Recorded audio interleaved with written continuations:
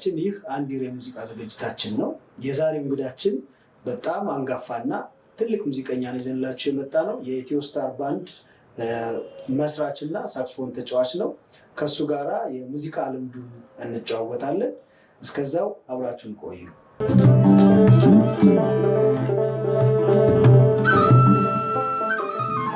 ብዙ ዓመት አሜሪካ ነው የሚኖረው፣ ግን አዲስ አበባ በድንገት እንደመጣ በዚሁ ይዘን እዚሁ አስገብተነዋል።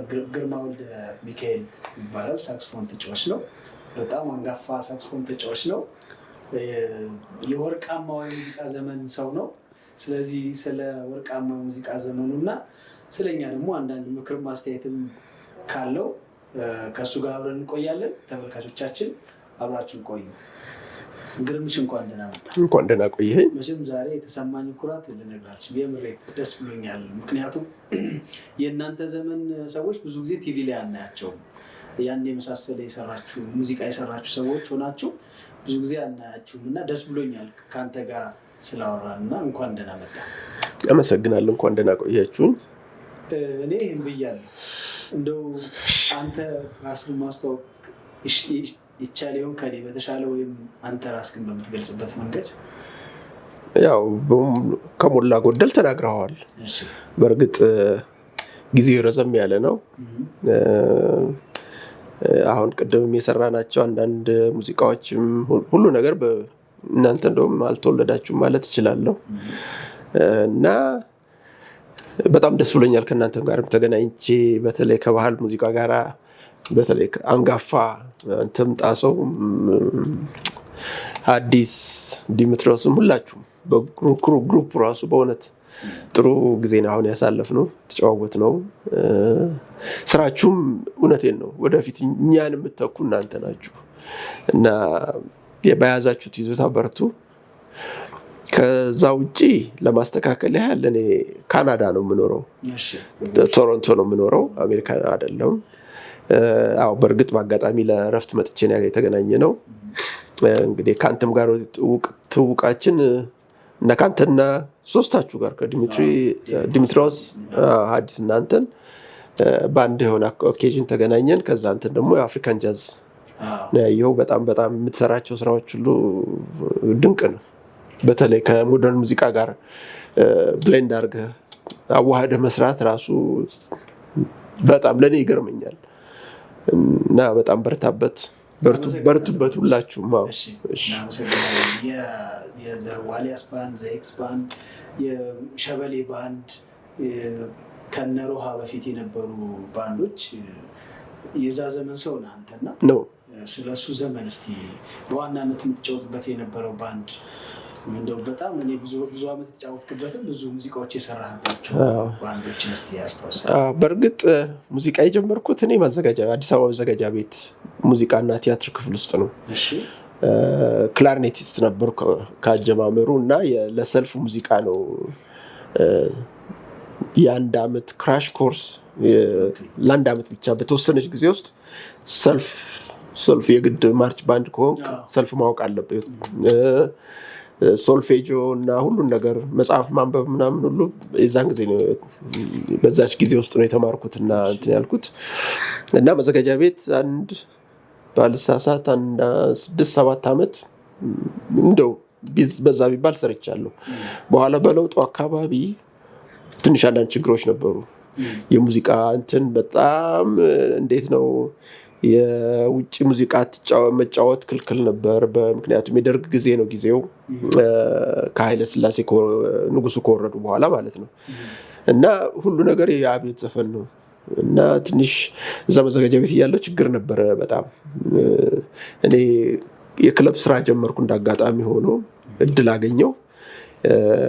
ዋቢ ሸበሌ ውስጥ ነው የጀመርኩት ስራ እና ሁለቱን ደርቤ ሰራ ነበር ማዘጋጃ ቤትንም።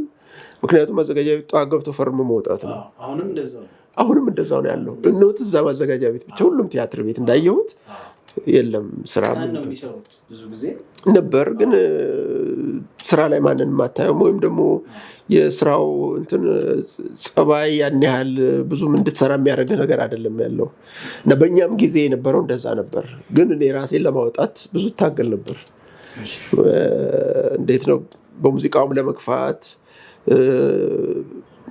ያለኝን ውስጥ ያለውን ነገር ደግሞ እንዲወጣልኝ የምፈልገው እንደዛ በክለብ ውስጥ ነው። ምክንያቱም ቲያትር ቤት ውስጥ እንዳልኩ ቆመ። የዓለማዊ ዘፈኖች አይዘፈኑም፣ በሙሉ የአብዮት ዘፈን ነው። ኦፍኮርስ ስለ አገር መዝፈን ምንም እንትን የለውም፣ መስፈን እንችላለን። ግን የአብዮት ዘፈን መዝሙር መስራቱ ራሱ በቃ ሞኖተነስ ነው። በቃ አለ አይደለም፣ ምንም ወደፊት አያስኬድም። በፊት እኛ እዛ መዘጋጃ ቤት እያለን የእንግሊዝኛ ሙዚቃ ሁሉ እናጠናለን። ይሄ ደንበኛ ስታንዳርድ ፖፕ ሙዚቃዎች ምናምን እየመጣ እየሰራን እንትን ነበር። ጥሩ እድገት ላይ ነበር። ልክ ያ እንትኑ አብዮቱ ጊዜ ሲመጣ ሁሉ ነገር በቃ ባለበት ቆመ። እንደውም ወደኋላ እንሄድ ነው እና ልክ ወደ 1972 አካባቢ መዘጋጃ ቤት ለቅ የወጣው ምክንያቱም መስራት አልቻልኩም። ካድሬዎቹም በጊዜው የነበሩት እንደነሱ ካድሬ እንድትሆን ነው የሚፈልጉት። በቃ ሁሉ ነገር ወደ አብዮት ብቻ እንትን ነበር እና ደግሞ ያ ደግሞ እኔ ውስጥ የለም። አብዮተኛ መሆን የምችል ሰው አይደለሁም፣ ካድሬ መሆን አልችልም፣ ተፈጥሮም አይደለም እና ትንሽ ለእኔ ከማስበው እንትን ጋር አልሄድልህ አለኝ እና አጋጣሚ የዚህ ናይት ክለቡን ስራ ጀምሬ ስለነበረ ሸበሌን የጀመርኩት። ሸበሌ ጀመርኩ ከእነ አስቴር ጋራ፣ አለማየሁ እሸቴ፣ ውብሸት ፍስሐ እና ፒተር የሚባል ደግሞ እንግሊዝኛ ዘፋኛችን ነበር። ጴጥሮስ መኩሪያ ይባላል። አሁን ሽካጎ ነው የሚኖረው። ከእነሱ ጋር ሆነን ጀመር። ከዛ በኋላ የአስቴርን በብዛት አልበሞች ኢትዮጵያ ውስጥ እያለች የሰራችውን እኔ ነኝ ማለት እችላለሁ የሰራሁት። ፍሉት አንዳንድ ላይ ፍሉት ሰርቻለሁ። አንዳንዱ ላይ ደግሞ ያው ሙሉ በሳክስፎን እና ግን እንዴት ባንድ ወደ ሳክስፎን እንዴት? አጋጣሚ እንግዲህ አሁን የክላርኔቱ ለማርቺንግ ባንድ ነው፣ ለሰልፍ ሙዚቃ ነው የተመደብኩት። ግን ሳክስፎን እና ክላርኔት ብዙም ልዩነት የላቸውም። በእርግጥ ያው ሳይዝ እንትናቸው የተለያየ ነው። ቃታዎቹ ቀዳዳዎቹ የምትደፍነው ቀዳዳውን በትክክል ካልደፈንከው ሳውንድ አታገኝም የክላርኔት እና ትንሽ ደግሞ ከበድ ትላለች። ትንሽም ሆነ ሳውንዱ ትንሽ ጉልበት ይፈልጋል። ስጀምር በጣም ችግር ነበር። ያው ስትጀምር ሁሉ ነገር ከባድ ነው። ከሳክስፎን ውስጥ ይከብዳል። እኔ አሁን እሱን አላስታውሰውም በእውነት ረጅም ጊዜ ነው ከነሰራሁት። ብቻ ያው ከክላርኔት ወደ ሳክስፎን ብዙን ሳክስፎን ለመጫወት ነበር የኔ ፍላጎት። ከፍላጎት የውጭ ነው ነገር ያ ነገር የሆነው እና አጋጣሚ ሆኖ ሳክስፎን ነጋሽ ጌታቸው መኩሪያ ሲጫወቱ ስዩም ገብረየስ አሁን በህይወት ያሉ አልመሰለኝም፣ መሰልሳቸው አላውቅም፣ እርግጠኛ አይደለሁም። ያቶ ጌታቸው አርፈዋል፣ ነፍሳቸውን ይማር እና እነሱን እያየን ነው እኛ ያደግነው እና እንደሱ መቼ እንደሳቸው እንዴት ነው የሚጫወተው አለ አይደለ? ሽለላውንም ምኑንም መስራት በቃ ኢንስፓየር ያደረጉኝ እነሱ ናቸው ማለት ይቻላል። ግን ያንተ አሁን የጋሽ ጌታቸው አጨዋወት እንዳልከው ሽለላው ላይ ምናምን በጣም ፓወርፉል በጣም ያንተ ደግሞ የምወደው ከባለፈው አፍሪካ ጃዝም ስንጫወት የሰራቸውን ዘፈኖችም ስሰማቸው በጣም እርግጥ ያሉ ይበዛሉ። ጥርት አድርገህ ጽድት አድርገህ ቅኝትም ስትጫወት ይወራል እና ትንሽ የነጋሽ ጌታቸው ደግሞ ሞቅ ያለ ነው፣ ወደ ባህል ይሄዳል እና እሱን ምናልባትም እሱ ልዩነት እንዴት ታየዋለህ? አንዳንድ ጊዜ አንተ ጋሽ ጌታቸውን ነው ነበር መሆን በቃ የምትወደው ሰው እንደሆነ ነግረኸኛል። ግን ደግሞ አጫወታቸው ትንሽ ለየት ያለ ይመስለኛል። ልክ ነው። የእሳቸው እንትናቸው ደስ ይለኛል። ገባህ? በተለይ አማርኛ ዘፈን ሲጫወቱ ከዘፋኝ በላይ አብልጠው ነው የሚቀልጹት፣ ቅላጼውን የሚጫወቱ ልክ የሚያንጎራጉሩ የዘፋኙን እንትን በጣም አሳምረው ነው የሚሰሩት እና ሁሌ በቃ መቼ ነው እንደሳቸውስ እንደው ያችን ነገር የምሞክረው እና ከዛ በላይ ለራሴ የሚሰማኝን ውስጥ ያለኝን ነው ከዛ በኋላ ያወጣው የሰራሁት ማለት እችላለሁ። ግን ለኔ አይታወቀኝም። አሁን ይሄ ነው ስትለኝ ካንተ ነው የምሰማው ወይም ከአድማጭ ነው የሚሰማው እንጂ ለራሴ በፍጹም ግን ውስጤ ያለውን ነገሮች መተንፈስ እችላለሁ። ያ ነው ልዩነቱ እንጂ እንዳልከው አንድን ዘፈን ሲጫወት ውስጥ ያድርጌው ነው የሚጫወተው። ራሱን በተቻለ መጠን አስመስዬ ለመስራት ነው የምሞክረው እና ሁሉ አድማጩም ደስ እንዳለው ይገባኛል። የአስቴር አልበም ላይ የተጫወታችሁት በጣም እርግጥ ያሉ ይበዛዋል። አስቴርም እንዳለ ሆኖ አስቴር አወቀ የእሷን ማዘፋፈን እንዳለ ሆኖ የዜማው ሁኔታም እንዳለ ሆኖ ግን ለዛ ነው ይህንን ሀሳብ ያነሳውልህና በጣም ፍሉቱም ማነው ሳክስፎኑም በጣም በጥሩ ሁኔታ ነው የምትጫወተው እና በጣም ደስ ብሎኛል ስላገኘው እና ደግሞ የሆነ ቴክኒክ ተምረናል ሰሞኑን ያሁን ተምሬያለሁ።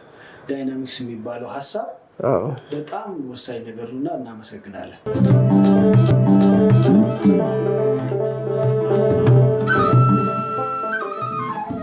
ከሸበሌ ወዴት ሄዳችሁ? ሸበሌ ባንድ እስከ 1981 በእኛ በኢትዮጵያ አቆጣጠር መሰለኝ ባልሳሳት 81 ድረስ 81 ላይ ሸበሌ ባንድን አፍርሰን ማለት ያው የቀረነው 2 ነበርን አጋጣሚ እኔና ቢቢሻ ጊታሪስቱ። ከዛ ሙሉ የባንድ ዕቃ ነበረን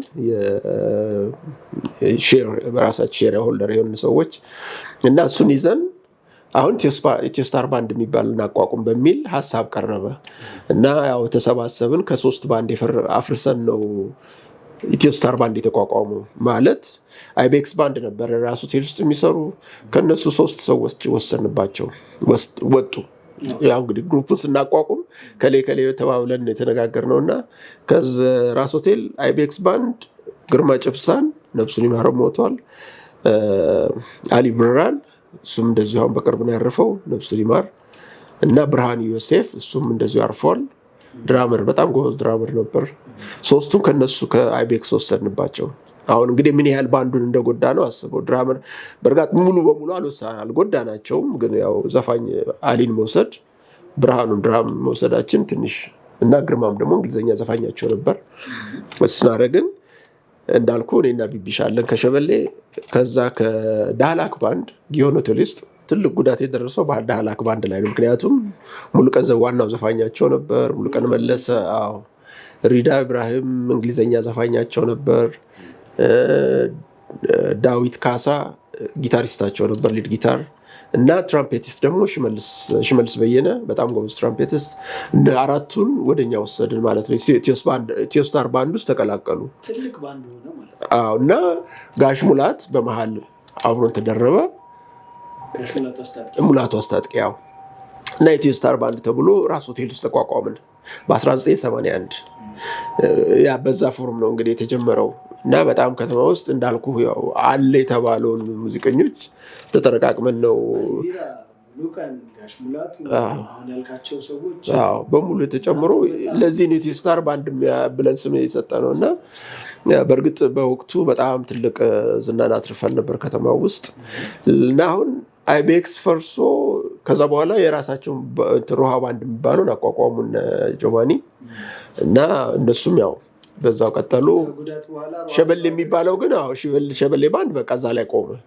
ሸበሌ ማለት ዋቢ ሸበሌ ውስጥ የሚሰራ ማንኛውም በሆቴሉ ስም የተሰየመ የሆቴሉ እንትን የአሰራር ማንም ይሁን ባንድ ማንኛውም ባንድ መጥቶ ሆቴል ውስጥ በኮንትራት የሚሰራ ከሆነ የሆቴሉን ስም መያዝ ግዴታ አለበት። አይችልም። ሁሉም እንጃ ዋሊያስ ምናልባት በራሳቸው ገብተው እንደሆነ አላስተው ከኛ በፊት መጀመሪያ የጀመሩት እነሱ መሰሉኝ። ግን እኛ ስንገባ ግዴታ ነበር። ግዴታውን ተቀብለን የሰራ ነው። ወደ ኢትዮስታር ሄድና እንደው ምን አሁን ብዙ እኛም ሌሎችም ሰዎች የማያውቁት ያ ባንድ እንደው ምን ሰራ ኢትዮስታር? ይሄ ሁሉ ትልልቅ ሰዎች ተሰብስባችሁ ምን አደረጋችሁ? ብዙ ወደ ውጭ የመውጣት እድል አጋጠመን። ከዛ በኋላ ልክ ኢትዮስታር ባንድ እንደተቋቋመ 2 ዓመት ጊዜ ውስጥ ያው ዝነኝነታችንም ከፍ እያለ ሄደ እና የመጀመሪያ ጊዜ ስራ ኮንትራት አግኝተን ወደ ጅቡቲ ወጣን። ጅቡቲ ግለሰብ ነው የወሰደን። ያው ጅቡቲያዊ የሆነ ሰው የራሱ ክለብ አለው ጅቡቲ ውስጥ ቶኔ ሊሆን ብቻ ረስቸዋለሁ የክለቡ ስም። እዛ እየሰራን እያልን የሸራተን ማኔጅመንት ሰዎች ነበሩ አጋጣሚ ባንዱን ለማየት መጥተው። እንግዲህ ያልኩ ያ ሁሉ ባንድ አለ ፕላስ በነገራችን ላይ የውጭ እድል ስናገኝ ሙሉ ቀን ከባንዳችን ወጥቷል። ወሰዱብን። ሮሃ ባንድ እንደምንም እንትን ብለው ከኛ ወሰዱት። እንግዲህ የተሻለ ገንዘብ ሰጥተውት ይሁን አላስታውስም ምክንያቱም። አሁን የጅቡቲ ድል ስናገኝ ማህሙድንና ኩኩን ጨመርን። እነሱን ይዘን ነው የወጣ ነው ከኢትዮጵያ ስንወጣ። እዛ የሸራተን ማኔጅመንት ነበሩ። እንዳጋጣሚ ኮንትራክት ሰጡን። ለአጋጣሚ ሄድ ነው ይመስለኛል ነሐሴ ውስጥ ይሁን እንደዚህ ነው ነሐሴ ያልኩ መስከረም ወይ ጥቅምት አካባቢ። ለፈረንጆች ኒው ይር ቅርበት ነበረው ጊዜው እና እነሱ የፈለጉን ለፈረንጆች ኒው ይርስ ኢቭ ነበር ሸራተን። እና በዛ አማካኝነት አንድ ፈረንሳዊ ትልቅ የታወቀ ዘፋኝ ይመጣ ነበር እዛው ለእንትኑ ለኒው ይርስ ኢቭ። እሱን ለሱ ኦፕኒንግ እንድንሰራ ነው መክፈቻ ነበርን እኛ ማለት ነው። ግን ሙሉውን ስራ የተሰራ ነው እኛ። እሱ ለአንድ ሰዓት ሾው ነው የመጣው። የራሱን እቃ ይዞ ብሎ ሁሉን ነገር ኢንጂነሮቹን ምናምን ይዞ ነው የመጣው። ግን ባንድ አልነበረውም። ልክ ሊፕሲንኪንግ የሚባል አለ አይደለ? ሙዚቃው ከኋላ ይጫወታል፣ ዘፋኙ ይዘፍናል። ያው እንደ ባኪንግ ትራክ ነገር አለው ማለት ነው። እና እንደዛ ሆነን ሰራን። ከዛ በኋላ እዛው ያለን የጅቡቲ ሸራተን ለሰናአ ሸራተን የመን ውስጥ ለሚገኘው ሰናአ ሸራተን የአንድ ወር ኮንትራክት ጊዜ ሰጡን እንደገና በሚቀጥለው እዛ እንድንሄድ። እና ከትንሽ ቆይታ ጊዜ በኋላ እንደገና ተመልሰን ወደ የመን ሄድን። የየመን ስራችን በጣም ሰክሰስፉል ነበር። በብዛት የጅማ ልጆች እዛ በብዛት አሉ፣ ስልጣንም ላይ ያሉ ትልልቅ ቦታ ላይ ያሉ ሰዎች አሉና አንድ ወር ሙሉ ፓክድ ነበር እንትኑ። ከሰኞ እስከ ቅዳሜ ነበር የምንሰራው። ፉሊ ቡክድ ነው ከእስከ። ቀደም ብለህ ካላጋንትን ካላርክ አታገኝም። በጣም ሰክሰስፉል የሆነ ስራ ሰራን። እንደገና እነሱ ደግሞ ወደ አቡዳቢ ሸራተን አዘዋወሩን። እዛ የ2 ወር ኮንትራክት ተሰጠን። ከዛ በኋላ ትንሽ የኢትዮ ስታር ባንድ ሁኔታ ትንሽ እየተንገዳገደ ሄደ። እዛ አቡዳቢ ከገባን በኋላ ላይ ወደ መጨረሻው አካባቢኛ ባንዱ ጥሩ ቃል ነበረንም በእውነት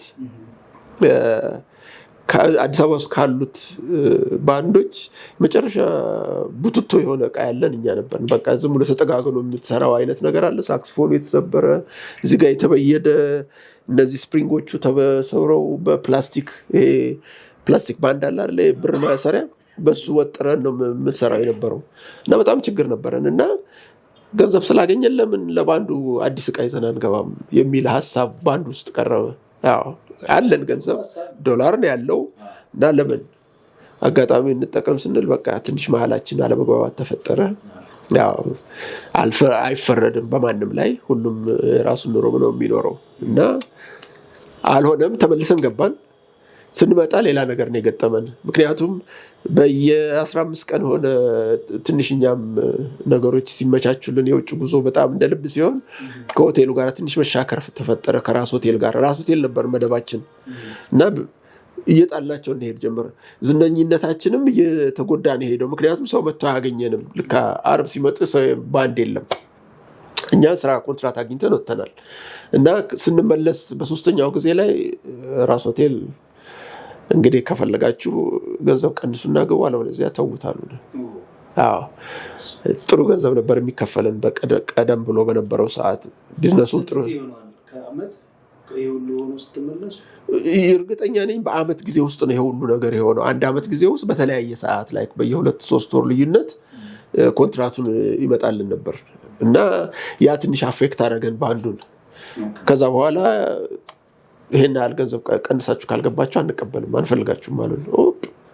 አሁን ምንም አማራጭ የለንም። ቦታ ፍለጋ ስንዞር ቬነስ ክለብ ስሙን ሰምታችሁት እንደሆነ አላውቅም። አምባሳደር ቲያትር ስር ቬነስ ክለብ ይባል ነበር ድሮ በኃይለ ሥላሴ ጊዜ፣ በጃንሆይ ጊዜም በደርግ ጊዜም። ከዛ በደርግ ጊዜኛ እያለን ታድሶ ክለቡ በጊዮን ሆቴል ስር ሆኖ እንዲተዳደር አድርገው ዳህላክ ፓራዳይዝ ይባል ነበር። በጣም ቆንጆ በቃ ሁሉ ነገሩ፣ ዳንስ ፍሎሩ ትላለ፣ መብራት አለው መሬቱ ላይ፣ ቤቱ በጣም አሪፍ ሆኖ እንትን ብሎ እዛ ገባን በቅናሽ። በቃ እዛ ራስ ሆቴል ውስጥ በቅናሽ ከምንሰራ ለምን እዛ ሄደን አንሰራም ብለን እዛ ገባን ጀመርን። እዛ እየሰራን እያለን ትንሽ ጊዜ ነው የሰራ ነው። የሙሉ ቀንን የመጨረሻ ካሴቱን እኛንን የሰራ ነው። ኢትዮ ስታር ባንድ ውሃው ላይ የሚለውን አልቡም እኛንን የሰራ ነው። እዛ ውስጥ ዳላክ ፓራዳይዝ ውስጥ ወይም ቬነስ ክለብ ውስጥ። ከዛ በኋላ ያው በየሆቴሎቹ ከዛ ወጣንና ሂልተን ገባን። ሂልተን ያው ሳምንት ሙሉ ነው የሂልተን ስራ። የዲነር ሚውዚክ ነው የምንሰራው። 8 ይጀምራል፣ 8 ሰዓት 2 ሰዓት ከማታው ይጀምርና እስከ እኩለ ሌሊት 6 ሰዓት ድረስ ነው የምንሰራው የነበረው። እዛ 2 ዓመት ሰራን። ከዛ በኋላ ጊዮን ሆቴል እንደገና ኮንትራት አገኝና ለ2 ዓመት እዛ እየሰራን እያለን ነው ከሀገር የወጣ ነው። ኢትዮስታር ባንድ እንዳለ በ1990 ባንዱ ዘፋኛውን እየተቀያየረ ሄደ። እንዴት ነው የሆነው? ዘልየን ሄድኩት።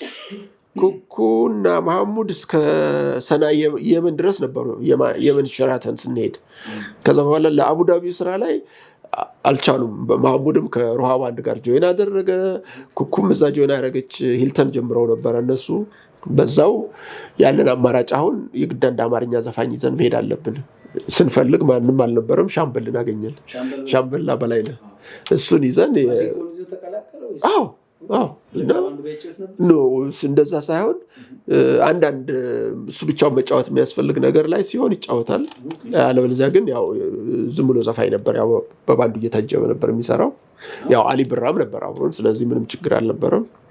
አንድ ወቅት ላይ ግን ገጥሞናል ይመስለኛል።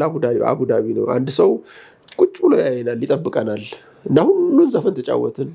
በጋሽ ሙላት የሰራው የጻፈው አንተናል ምንድነው የወላይታ ዘፈናል፣ የጉራግኛ ዘፈናል እና ሲዮቤልም አሉ ምናምን ተጫወትንና ምንም ትግርኛ መጫወት አልተጫወትንም። ምንም ተዘጋጅተንበት የሄድነው ጉዳይ የለም። እና ሰውየው ለካ ኤርትራዊ ነው። የዛን ጊዜ አልተገነጠለችም ኤርትራ ከኢትዮጵያ። እና ልክ ጨርሶ ፕሮግራሙ አልቋል ደህና ደሩ ብለን ስንወጣ ቀጥታ ወደ ስቴጅ ነው የመጣው። እና አሁን የሰራችሁት ሁሉን ነገር ስትሰሩ ሰምቻለሁ፣ ግን ይሄ ጀስቲስ ነው ብሎ ነው ያለን። እንዴት አንድ ትግርኛ መጫወት አትችሉም? በቃ የምንገባበት ነው የጠፋን። እውነቱን ነው። እና መጨረሻ ላይ ለካ ሻምበል ይችላል። ያው ከጎንደር ስለሆነ ብዙ ቋንቋውን በደንብ ነው እና የሚናገረው። እንዲጫወት እኮ ነበር አለ። በቃ ማሲንጎውን ይዞ እሱ መጫወት ጀመረ። እሱ ትንሽ አወጣን ማለት ይቻላል። ሰውየው ግን በጣም ነው ዲስአፖይንትድ። ምንድነው ያዘነው ባለመጫወታችን። ጥሩ ገጠመኝ። ከዛ ጋሽ ሙላቱ ኮንጋ ነው የሚይዘው። ይሄ ሁሉ ሲሆን ምንድነው የሚጫወተው? ፒያኖ። ከሀገር ስንወጣው ኮንጋም ይዛል። አንዳንዴ ራሱን ኮምፖዚሽኖች ላይ ፒያኖ ይዛል። እሱ በጣም ለማጓጓዝ ከባድ ነው። ከሀገር ይዘህ ለመሄድ አለስ እዛው ካሌለ በስተቀር በጣም ከባድ ዕቃ ነው።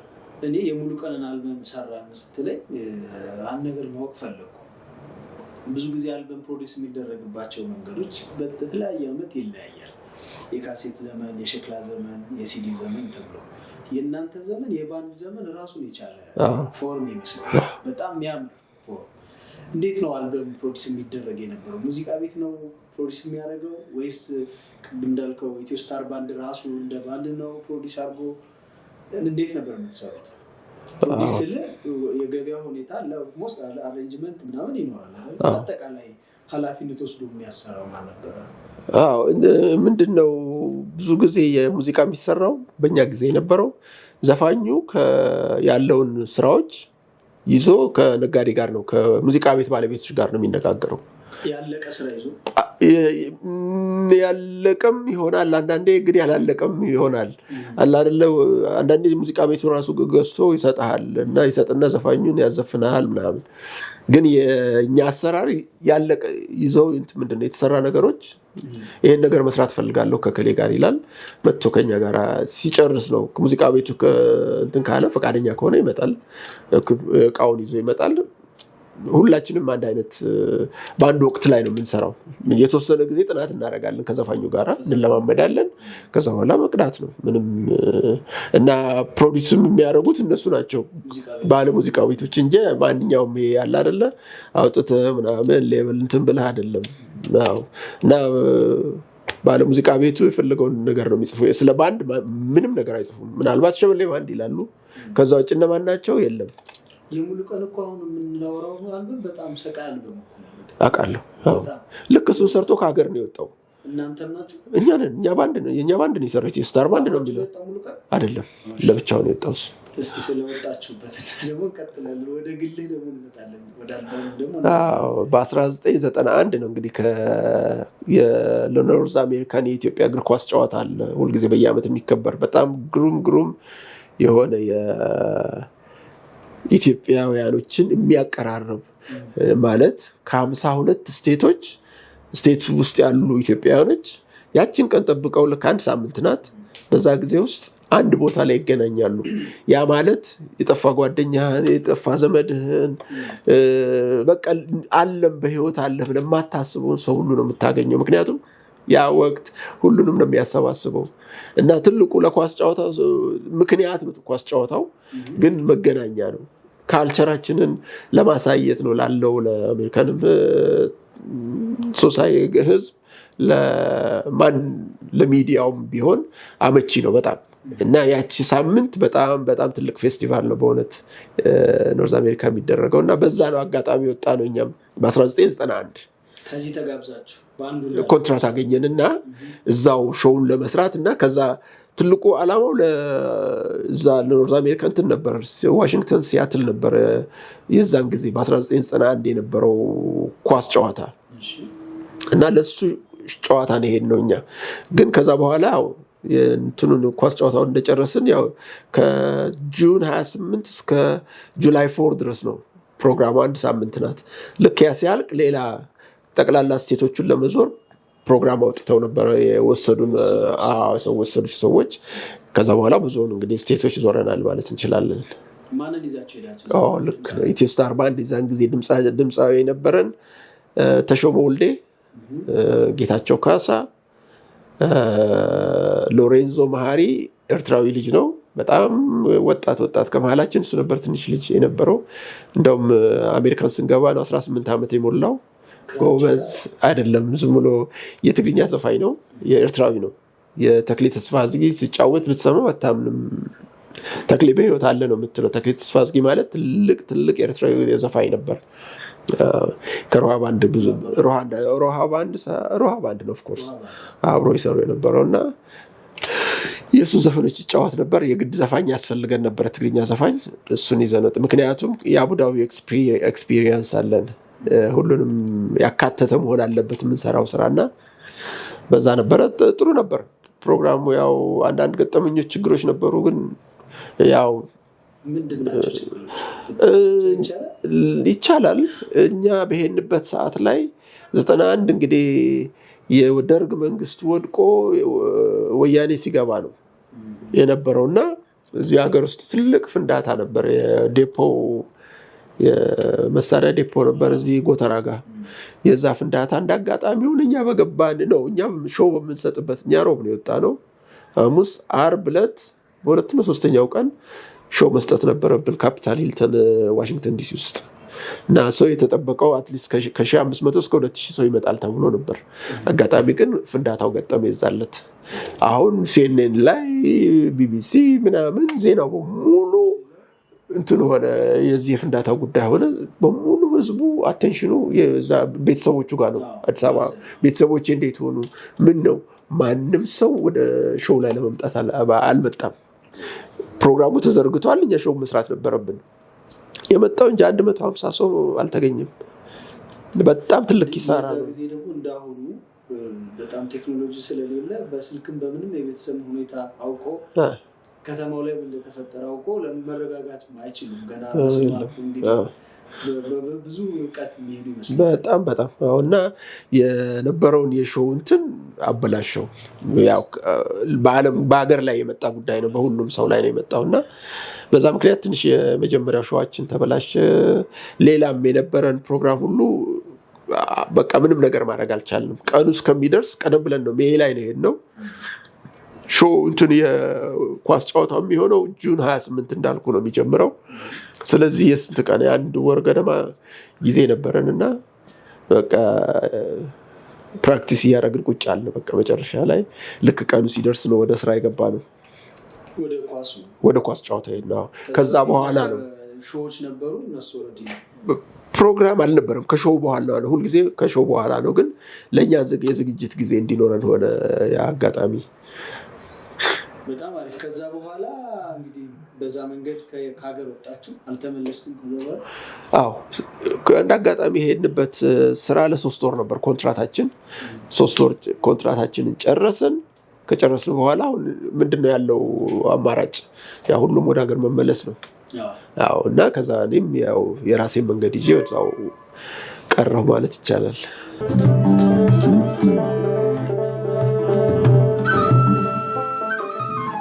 ተመልካቾቻችን ከአንጋፋው ሙዚቀኛ ከግርማ ወልደ ሚካኤል ጋር ያደረግነው የዚህ ሳምንት ቆይታ ይሄንን ይመስላል። ቀጣይ ደግሞ ቀሪ ጨዋታዎቻችንን ሳምንት ይዘን እንቀርባለን። እስከዛው መልካም ሳምንት ይሁንላችሁ።